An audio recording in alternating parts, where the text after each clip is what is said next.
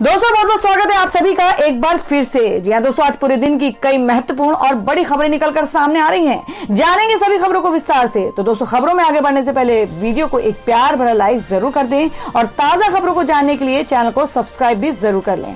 तो देखते हैं पहली बड़ी खबर क्या निकल कर आ रही है। दोस्तों आज की पहली बड़ी खबर निकल कर आ रही है। आपको बता दें कि बाइडेन की शपथ ग्रहण समारोह से पहले हाई अलर्ट पर पूरा वाशिंगटन डीसी अमेरिकी कैपिटल कॉम्प्लेक्स में लगाया गया लॉकडाउन। जी हां, आपको बता दें कि अमेरिका के नवनिर्वाचित राष्ट्रपति जो बाइडेन और नवनिर्वाचित उपराष्ट्रपति कमला हैरिस बुधवार को शपथ लेंगे। इस शपथ ग्रहण समारोह में ट्रंप समर्थकों की ओर से उपद्रव की आशंका को देखते हुए वाशिंगटन डीसी को छावनी में तब्दील कर दिया गया है। समाचार एजेंसी रॉयटर की रिपोर्ट्स के मुताबिक अमेरिकी कैपिटल कॉम्प्लेक्स में लॉकडाउन लगा दिया गया है। दरअसल बीते कुछ दिनों से सुरक्षा एजेंसियों को सूचना मिल रही है कि शपथ ग्रहण समारोह से पहले हिंसा हो सकती है। माना जा रहा है कि इसी के मद्देनजर उक्त कदम उठाए गए हैं।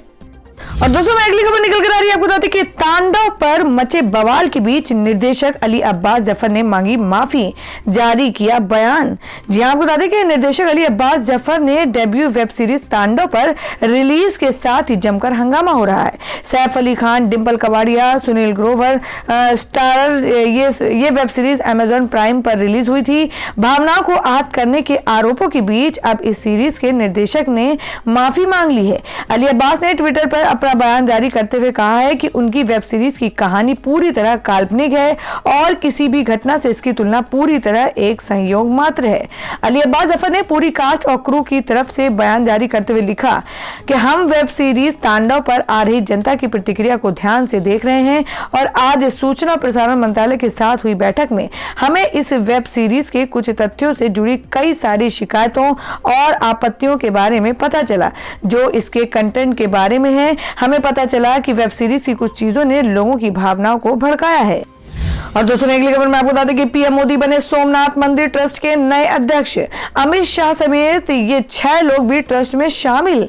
जी हां, बात कर रहे हैं कि प्रधानमंत्री नरेंद्र मोदी सोमनाथ मंदिर ट्रस्ट के नए अध्यक्ष चुन लिए गए हैं। सोमनाथ मंदिर ट्रस्ट ने पीएम मोदी को अपना नया अध्यक्ष चुना है। गृह मंत्री अमित शाह ने ट्वीट कर इस बात की जानकारी दी और प्रधानमंत्री मोदी को बधाई दी। पीएम मोदी को सर्वसम्मति से ट्रस्ट का अध्यक्ष चुना गया। अपने ट्वीट में गृह मंत्री अमित शाह ने लिखा कि प्रधानमंत्री नरेंद्र मोदी जी को सोमनाथ मंदिर ट्रस्ट के अध्यक्ष बनने पर बधाई देता हूं। उन्होंने आगे लिखा कि सोमनाथ तीर्थ स्थल के विकास के लिए मोदी जी का समर्पण अद्भुत रहा है। उनके नेतृत्व में ट्रस्ट सोमनाथ मंदिर की गरिमा और उनकी भव्यता को और बढ़ाएगा। और दोस्तों अगली खबर निकल के आ रही है कि कुछ दिन पहले साक्षी महाराज ने यूपी में आने के लिए किया था ओवैसी का स्वागत। अब कहें अपशब्द। जी हां, आपको बता दें कि असदुद्दीन ओवैसी की पार्टी एआईएमआईएम उत्तर प्रदेश में आने वाले चुनाव की तैयारियों में लगी हुई है। पंचायत चुनाव में भी एआईएमआईएम उम्मीदवार उतारेगी। आजमगढ़ और जौनपुर के दौरे पर असदुद्दीन ओवैसी पिछले सप्ताह आए हैं। उन पर टिप्पणी करते हुए उन्नाव सांसद साक्षी महाराज ने स्वागत करते हुए कहा कि बिहार चुनाव में ओवैसी ने भाजपा का सहयोग किया, यूपी और बंगाल में भी वे ऐसा ही करेंगे। रविवार को साक्षी महाराज ने इसके उलट असदुद्दीन ओवैसी के खिलाफ अपशब्दों का प्रयोग करते हुए विवादित बयान दे डाला। सांसद साक्षी महाराज ने असदुद्दीन ओवैसी को अपशब्द बोलते हुए कहा कि उनकी असलियत को देश जान चुका है। कहा कि राम मंदिर पर बयान देते हुए ओवैसी कहते थे कि खून की नदियां बहेंगी, लेकिन प्रधानमंत्री नरेंद्र मोदी के शासनकाल में शांतिपूर्ण ढंग से मंदिर का निर्माण हो रहा है और ये सभी के सहयोग से किया जा रहा है।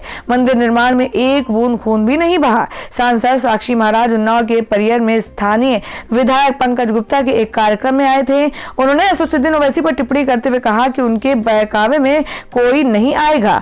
ओवैसी जैसों को देश की जनता पहचान चुकी है। इसी वजह से दोनों समुदाय के लोग राम मंदिर निर्माण में शांतिपूर्ण ढंग से सहयोग कर रहे हैं। तो दोस्तों खबरों में आगे बढ़ने से पहले जान लेते हैं आज के माइंड को इसके सवाल को। आज का सवाल आपको बताना है कि मशहूर खिलाड़ी सानिया मिर्जा किस खेल से संबंध रखती हैं।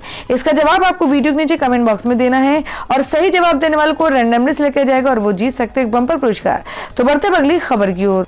और दोस्तों अगली खबर में आपको बता दें कि सफल हुआ केजरीवाल का हेल्थ मॉडल। दिल्ली के 72.87% लोग प्राइवेट की बजाय सरकारी अस्पतालों में करवाते हैं इलाज। जी हम बात कर रहे हैं कि दिल्ली की आम आदमी पार्टी की सरकार ने बड़ी सफलता हासिल की है। राजधानी में सरकारी अस्पतालों में ढांचे में इलाज व्यवस्था में काफी बदलाव हुआ है, जिसका नतीजा है कि लोग अब सरकारी अस्पतालों का रुख कर रहे हैं। राजधानी दिल्ली की कुल आबादी में से 72.87% आबादी सरकारी अस्पतालों व डिस्पेंसरियों में अपना इलाज करा रही हैं। ये जानकारी दिल्ली सरकार के सामाजिक आर्थिक सर्वे के दूसरे भाग की रिपोर्ट में सामने आई है।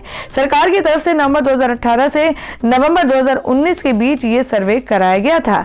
सर्वे में राजधानी दिल्ली वासियों के स्वास्थ्य व इलाज संबंधी सुविधाओं का भी आंकलन किया गया है, जिसमें सामने आया है कि करीब 27.13% लोग ही प्राइवेट अस्पतालों में इलाज कराते हैं।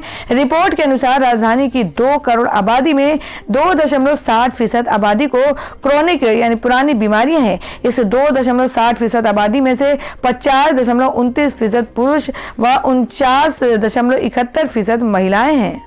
और दोस्तों अगली खबर निकल कर आ रही है महाराष्ट्र पंचायत इलेक्शन को लेकर। जी आपको बता दें कि भाजपा को झटका, शिवसेना की अगुवाई वाला महाराष्ट्र विकास आघाड़ी काफी आगे। जी आपको बता दें कि लगता है कि महाराष्ट्र विधान परिषद चुनाव की तरह ही बीजेपी को महाराष्ट्र ग्राम पंचायत चुनाव में भी कामयाबी नहीं मिल पा रही है। अब तक आए नतीजों से जाहिर है कि राज्य में सत्ताधारी महाराष्ट्र विकास आघाड़ी ही नहीं, अकेले शिवसेना समर्थित उम्मीदवार भी बीजेपी से काफी अंतर से बढ़त बनाए हुए हैं। शिवसेना की बाकी दोनों सहयोगी पार्टियां भी अच्छी प्रदर्शन कर रही हैं और इन तीनों की कामयाबी को मिला दें तो बीजेपी काफी पिछड़ती हुई दिखाई पड़ रही है।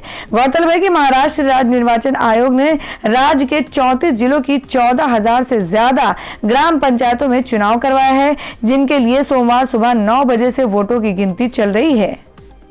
तो दोस्तों खबरों में आगे बढ़ने से पहले एक बार फिर से आपको याद दिला दें कि अगर आपने अभी तक हमारी वीडियो को लाइक नहीं किया तो जल्दी से वीडियो को लाइक कर दें, क्योंकि आपका एक लाइक हमारे लिए बहुत ही महत्वपूर्ण होता है। और अगर आप हमारे चैनल पर नए हैं तो चैनल को जरूर सब्सक्राइब कर लें और बेल के बटन को भी जरूर हिट कर दें। और हमारी पूरी न्यूज को जानने के लिए वीडियो को लास्ट तक जरूर देखें। बढ़ते अगली खबर की ओर। और दोस्तों अगली खबर निकल कर आ रही है कि राम मंदिर पर दान की अपील के बाद ट्रोल हुए अक्षय कुमार। यूजर्स ने पूछा किसानों को कितना दिया। जी आपको बता दें कि पिछले साल प्रधानमंत्री नरेंद्र मोदी ने 5 अगस्त को अयोध्या जाकर राम मंदिर की आधारशिला रखी थी। इसके बाद से तेजी से मंदिर निर्माण का काम जारी है। इस मंदिर का निर्माण चंदे से हो रहा है, जिसमें अरबों की लागत आने की उम्मीद है। वहीं धन इकट्ठा करने के लिए श्री राम जन्मभूमि तीर्थ क्षेत्र ने एक अभियान चलाया, जिसमें सभी लोगों से दान देने की अपील की गई है। और इस अभियान से बॉलीवुड स्टार अक्षय कुमार भी जुड़े हैं और लोगों से खास अपील भी की है, जिसके बाद अक्षय कुमार कई सोशल मीडिया यूजर्स के निशाने पर आ गए हैं। दरअसल अक्षय कुमार ने एक वीडियो जारी किया, जिसमें उन्होंने कहा कि मैंने अपनी बेटी को एक कहानी सुनाई, आपको भी सुनाता हूँ। लंका तक जाने के लिए वानर सेना बड़े बड़े पत्थरों को उठाकर समंदर में डाल रही थी, ताकि राम सेतु का निर्माण कर सीता माँ को वापस लाया जा सके। इसी बीच श्री राम की नजर एक गिलहरी पर पड़ी। वो गिलहरी पानी में जाती, फिर किनारे पर आकर रेत में लौट जाती थी, फिर राम सेतु के पत्थरों की ओर भागती थी। राम जी ये देखकर सोचने लगे कि आखिर ये गिलहरी क्या कर रही है। राम जी गिलहरी के पास गए और उसे पूछा कि तुम क्या कर रही हो। गिलहरी ने जवाब दिया, मैं अपने शरीर को गीला करती हूँ, फिर उस पर रेत लपेटती हूँ और पत्थरों के बीच में जो दरारें हैं उसे भर रही हूँ। राम सेतु के निर्माण में मैं भी अपना छोटा सा योगदान दे रही हूँ। इसी तरह अक्षय ने लोगों से राम मंदिर के लिए दान देने की अपील की है। और दोस्तों मैं अगली खबर निकल कर आ रही दिल्ली से। जी आपको बता दें कि कोरोना को छोड़कर किसी भी काम में नहीं लगेगी शिक्षकों की ड्यूटी, सरकार ने जारी किया आदेश। जी हम बात कर रहे हैं कि राजधानी दिल्ली कोरोना महामारी से बुरी तरह प्रभावित है। इस बीच वहां पर बर्ड फ्लू ने भी दस्तक दे दी है, जिस वजह से दिल्ली के कुछ जिलों में प्रशासन ने शिक्षकों की ड्यूटी बर्ड फ्लू की मॉनिटरिंग में लगा दी, जिसके बाद कुछ शिक्षक संगठनों ने सरकार के प्रकाश में ये मामला लाया। साथ ही शिक्षकों की ड्यूटी ऐसे कार्यों में नहीं लगाने का आग्रह किया। केजरीवाल सरकार ने भी इस मामले को गंभीरता से लिया और प्रशासनिक अधिकारियों को शिक्षकों की ड्यूटी नहीं लगाने के निर्देश दिए। मामले में दिल्ली के मुख्यमंत्री मनीष सिसोदिया ने सोमवार को कहा कि दिल्ली के सरकारी स्कूलों के शिक्षकों को किसी भी प्रशासनिक ड्यूटी में नहीं लगाया जाना चाहिए, क्योंकि 10वीं और 12वीं के लिए स्कूल फिर से खुल गए हैं। उन्होंने शिक्षकों की सराहना करते हुए कहा कि जब मार्च 2020 में कोरोना महामारी की शुरुआत हुई थी, तब से शिक्षक उससे जुड़ी सेवाओं में तैनात थे। इसके अलावा डोर टू डोर सर्वेक्षण, एयरपोर्ट व स्क्रीनिंग समेत कई कार्यों में उन्होंने जिम्मेदारी निभाई। बोर्ड परीक्षाओं को देखते हुए सरकार ने स्कूलों को खोल दिया है। ऐसे में शिक्षकों की ड्यूटी किसी अन्य काम में लगाना सही नहीं है। और दूसरी अगली खबर में जान लेते हैं क्या देश भर में मौसम के ताजा हालात। आपको बता दें कि दिल्ली से यूपी तक कोहरे का कहर। इन राज्यों में आज बारिश का अलर्ट। जी हम बात करें कि पहाड़ों से आ रही बर्फीली हवाओं के कारण उत्तर भारत में ठंड कहर ढा रही है। शीतलहर और कोहरे के साथ पाला भी पड़ रहा है। दिल्ली के अलावा पंजाब, हरियाणा और उत्तर प्रदेश में मौसम के यही तेवर दिख रहे हैं। दिल्ली में कल दूसरी बार जबरदस्त कोहरा देखने को मिल गया है। आज भी कोहरे का अनुमान मौसम विभाग ने जताया है। मौसम विभाग के मुताबिक राजधानी दिल्ली में सोमवार को कोहरे के साथ हल्की बारिश की संभावना है। शहर का न्यूनतम और अधिकतम तापमान 8 और 17 डिग्री सेल्सियस के आसपास रहने की उम्मीद है। दिल्ली में 22 जनवरी तक मौसम के यही तेवर रहने के आसार हैं। हालांकि तापमान हल्का ऊपर जा सकता है, लेकिन आज बारिश की संभावना भी जताई गई है।